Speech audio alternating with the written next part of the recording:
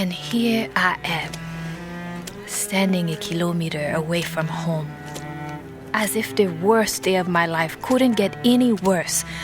I have to walk through the mud to reach the front door. I wonder what Mommy will say once she sees me. Oh, I pray she does not ask me to go back to the Perdus and beg for my possession. I'm simply not in the mood to hear her lectures about how life is a mix of blessings and misfortune. No misfortune here. What Madame Perdu did was evil and humiliating. Now, her daughter will prance around at the First World Communion wearing my dress without a living soul made aware it was my creation.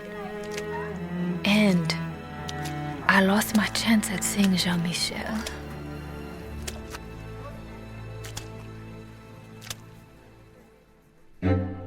You are now listening to Prestige the Podcast, Episode 6, A Mother's Wish.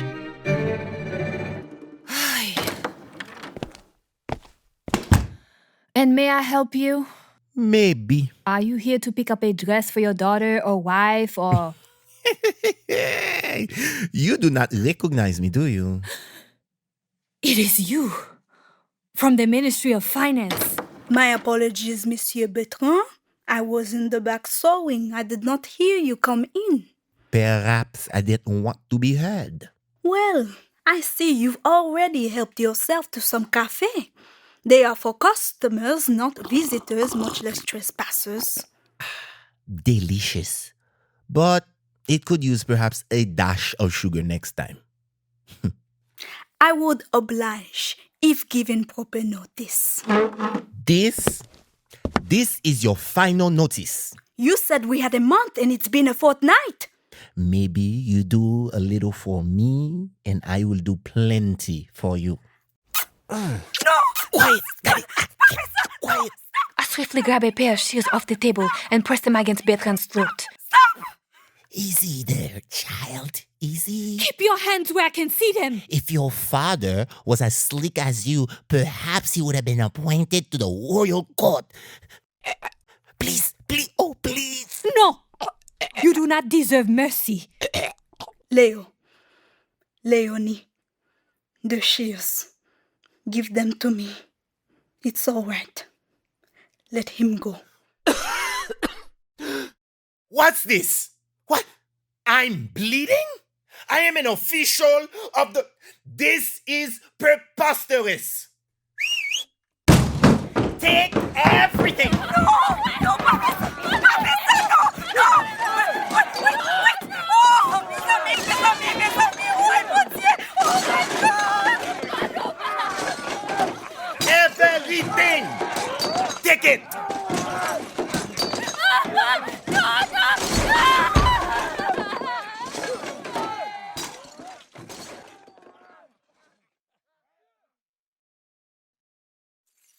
Don't forget to sweep under the couch. There may be some glass we missed. Dear Saline won the war, but what for? We merely traded one king for another. The nobles are placed above the common man, yet they are the ones who lack humanity. Enough!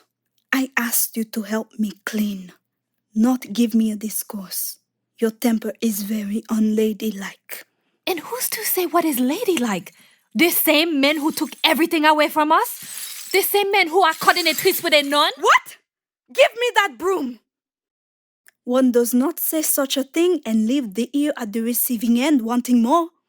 Oh, forget what I've said. I made a promise not to speak of it. Oh, I am your mother. Go on.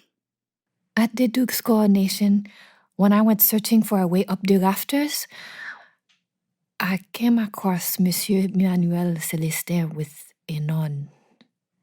Sister Désirée. This is excellent. Oh, how so? Your encounter was not by chance. It was fate. Fate? Oui, now you can use what you've witnessed as a means to get our equipments and dresses back. What? Mommy? Look at me. We will tell the Duke what you have seen. You will trade your silence for our livelihood. I would never do such a thing. If your hands are clean for the duration of your life, it simply means you've not achieved much. I will not plunge my hands into filth so you can keep yours clean. But who's to say they are clean? I will not. I am not one of them. Do you know what I admire most about the nobles? The same thing I admire most about you. Excellence. What takes me years to comprehend merely takes you weeks to master. No matter the subject matter, you see it, you duplicate it, but far better. I recall your father watching while I taught you how to sew your first dress. He said, "From afar, I cannot tell who is the master and who is the apprentice." You were but 4 at the time. You were simply born to excel, like the nobles. It's not about their riches, but the opportunities allotted to them. And as a mother, I want the same for my child. Tell me, is that so wrong? Perhaps I have judged the whole without looking at its parts. I could take my studies abroad, London, Milan, study dressmaking. The choices the nobles have are endless. You could do that and so much more. If I am to play by their games, it will be on my terms. No lies, no trading secrets. Léonie, what are you doing? I hid several gowns underneath the floorboard in the event this happened. Please, Mommy, help me. They are beautiful. My finest, including one that is identical to the one Madame Perdu stole from me. Genius.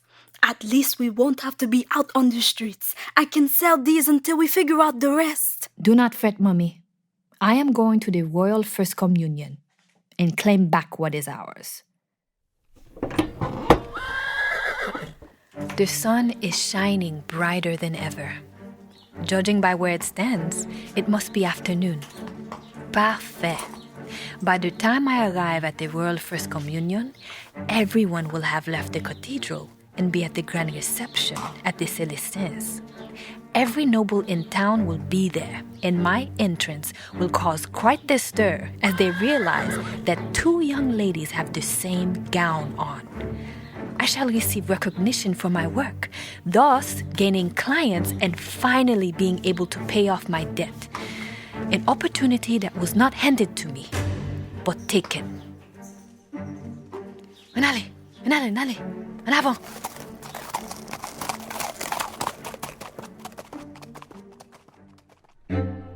Prestige the Podcast is a Rainbow Media production. Today's episode featured Shane Montprimet as Léonie Bijou, Gabrielle Barlatier as Aveline Bijou, and Richardson Cherry as Bertrand. The podcast was written and created by Ray Benjamin and Olikins Planchet, produced by Joseph Fuentes, directed by Olikins Planchet, and executive produced by Ray Benjamin and Olikins Planchet. Our sound mixer and editor for this episode was Joseph Fuentes.